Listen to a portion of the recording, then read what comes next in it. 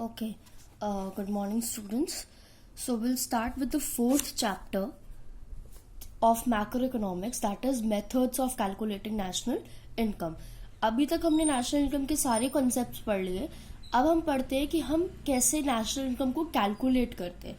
ठीक है, सबसे पहली चीज हमें ये पता ही है कि हमारे इकोनॉमी में 3 एक्टिविटीज कभी नहीं रुकती. That is production, income generation and expenditure. ठीक है, ये 3 एक्टिविटीज कभी नहीं रुकती हैं, क्योंकि अगर प्रोडक्शन नहीं होगा तो ऑब्वियस सी बात हमारे तक गुड्स एंड सर्विसेज नहीं आएंगी. इनकम जनरेशन नहीं होगा तो लोग कंज्यूम कैसे करेंगे. अच्छा, एक्सपेंडिचर नहीं होगा तो गुड्स एंड सर्विसेज कैसे प्रोड्यूस होंगी. ठीक है, तो ये 3 एक्टिविटीज इंटरलिंक्ड है और ये 3 एक्टिविटीज इकोनॉमी में कभी भी स्टॉप नहीं होती.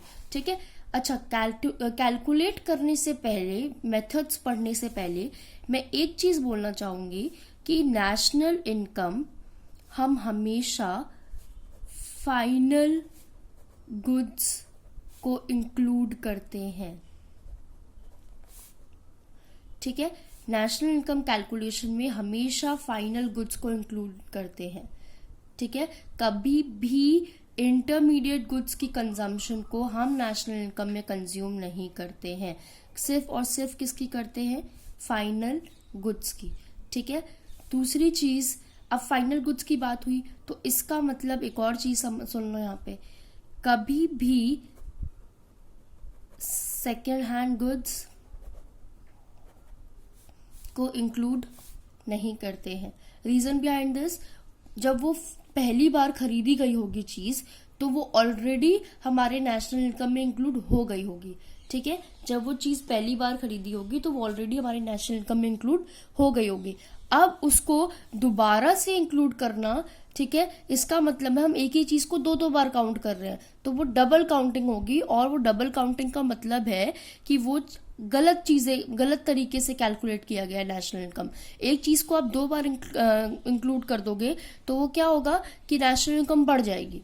ठीक है, नेशनल इनकम बढ़ जाएगी तो मतलब हमारी नेशनल इनकम कंट्री की ज्यादा दिखाने लगेगी, जबकि ज्यादा है नहीं, तो वो गलत इंटरप्रेट हो जाएगा.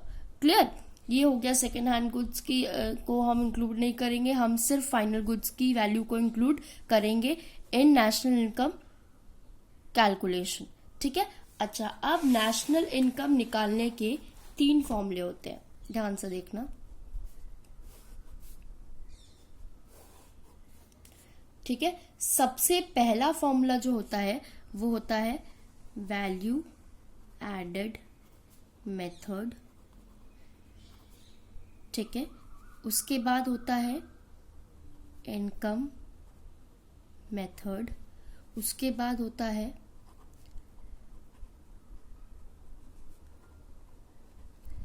Expenditure method. ये 3 मेथड्स होते हैं जिससे हम नेशनल इनकम को कैलकुलेट करते हैं. ठीक है, अच्छा, वैल्यू एडेड मेथड से जब हम कैलकुलेट करते हैं तो हमारा निकलता है GDP at market price. Income method से निकलता है एनडीपी एट फैक्टर कॉस्ट. इससे निकलता है जीडीपी एट मार्केट प्राइस. ठीक है, अब नेशनल इनकम हमारा क्या होता है? NNP eight factor cost. ये हमारा नेशनल इनकम होता है, NNP eight factor cost, net national product at factor cost. ठीक है, फैक्टर कॉस्ट क्या है? याद है ना, फैक्टर कॉस्ट मार्केट प्राइस सब पढ़ाया हुआ था. ठीक है, इसीलिए टाइम भी दे दिया था कि रिवाइज कर लो, तभी हम आगे बढ़ेंगे. अब देखो, जीडीपी एट मार्केट प्राइस है, हमें नेशनल इनकम निकालना है, हमने वैल्यू एडेड मेथड से ये निकाल लिया, इससे इसमें जाना है हमें. ठीक है, मतलब ऐसे जीडीपी एट मार्केट प्राइस से हमें जाना है एनएनपी एट फैक्टर कॉस्ट से. तो सबसे पहले ग्रॉस से जाएंगे किस में?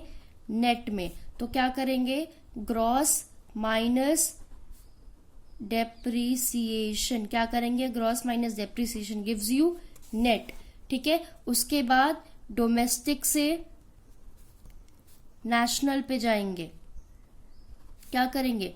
डोमेस्टिक इनकम प्लस ये इनकम डोनेट करता है, याद है ना, वाई. ठीक है, domestic income plus net factor income from abroad. Net factor income from abroad कैसे निकलता है? Factor income from abroad minus to factor income to abroad, ठीक है, गिव्स यू नेशनल इनकम, ठीक है। अच्छा, अब मार्केट प्राइस से फैक्टर कॉस्ट में जाना है। क्या करते थे मार्केट प्राइस से फैक्टर कॉस्ट में जाने के लिए? मार्केट प्राइस से फैक्टर कॉस्ट में जाना है, क्या करते थे? Market price minus NIT. NIT कैसे निकलता है? इनडायरेक्ट टैक्सेस माइनस सब्सिडीज, ठीक है, गिव्स यू फैक्टर कॉस्ट। और उसके बाद अब जो वैल्यू आएगी आपकी वो आपका होगा NNP eight factor cost, that means national income, और आंसर हो जाएगा वो आपका। ऐसे निकलता है, ठीक है। अब एक एक मेथड से हम निकालेंगे, डोंट वरी, जैसे जैसे वो निकलता जाएगा वैसे वैसे आपको समझ आता जाएगा जब आप न्यूमेरिकल करेंगे। सबसे पहला मेथड आपका होता है ग्रॉस वैल्यू एडेड। देखो ध्यान से देखना, मैंने बोला वैल्यू एडेड, मतलब बीइंग द प्रोड्यूसर मैंने कितना वैल्यू ऐड किया है, और मैं वैल्यू ऐड किस में करूंगी? मैं फाइनल गुड में वैल्यू तो ऐड करूंगी नहीं, मैं वैल्यू किस में ऐड करूंगी?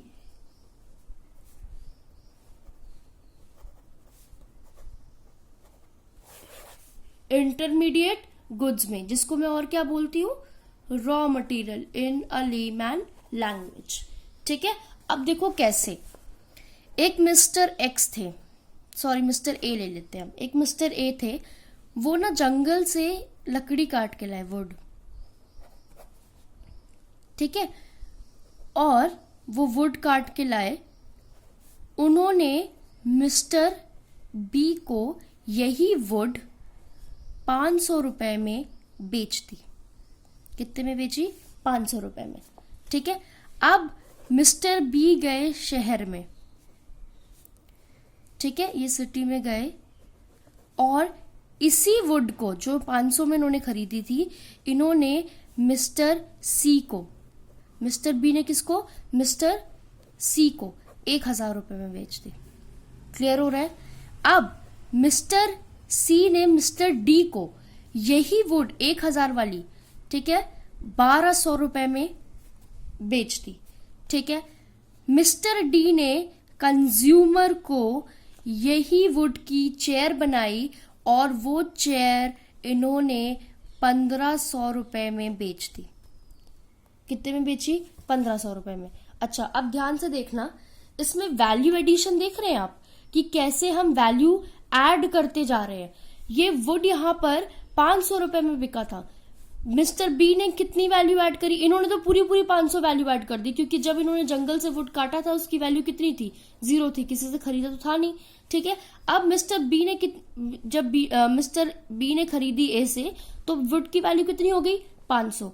फिर मिस्टर सी ने जब खरीदी तो कितनी हो गई? 1000। कितना वैल्यू एडिशन हुआ?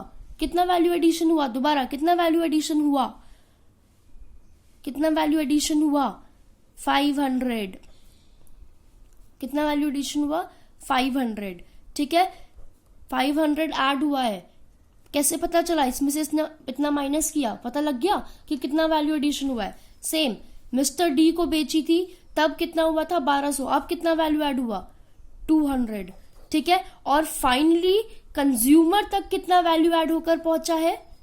कितना पहुंचा है?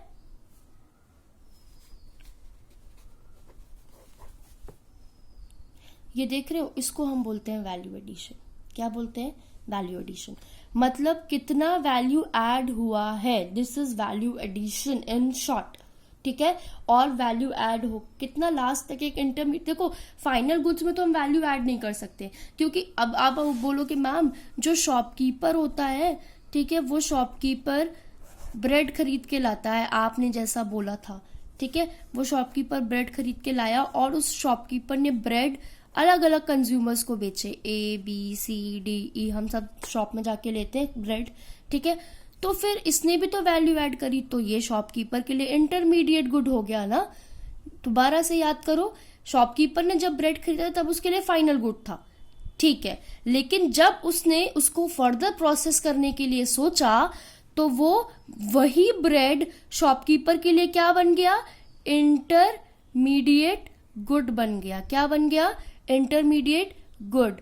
और हम सबके लिए क्या बन गया था, जब जब हमने ब्रेड खरीदा हम सबके लिए वो बन गया फाइनल गुड। क्लियर। अब देखो जैसे यहां पर ये चेयर हमने खरीदी थी, हमारे लिए चेयर क्या है, फाइनल गुड है। अब यहीं पर अगर मैं इधर पे चेयर की बात करूं, फॉर एग्जांपल उसने वुड की जगह चेयर ली होती, ठीक है, तो ये चेयर मिस्टर बी ने खरीदी 500 रुपए में, तो ये चेयर मिस्टर बी के लिए क्या हो जाता, अगर मिस्टर बी ने चेयर को दोबारा बेच दिया तो इंटरमीडिएट गुड हो जाता। क्लियर हुआ।